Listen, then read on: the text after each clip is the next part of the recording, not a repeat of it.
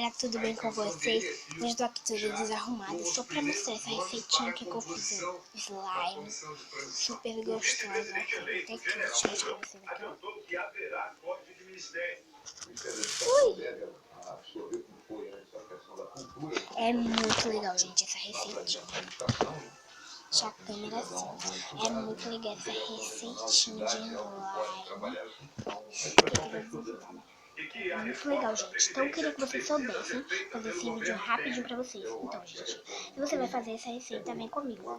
Gente, assim, ó, bota aí sua farinha de trigo, bota umas 6 colheres de óleo, bota condicionador de cabelo, tá? Bota aí condicionador de cabelo e mexe, mexe tudo, mexe tudo, mexe tudo, mexe, mexe, mexe, mexe.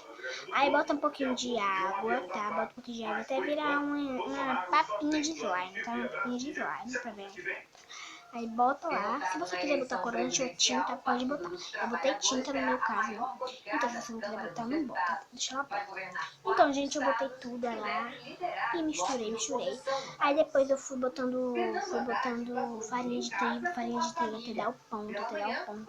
E deu esse ponto super legal. Gente, assim, ela não tá esticando muito, ó. Não, não tá. Então, gente, assim, se você quiser que ela estique, essa slime aqui, se você quiser que ela estique, é só botar ela por, assim, espere uns dias. Enquanto mais os dias passam, ela vai mais ficando mais, sabe? Estique, estique.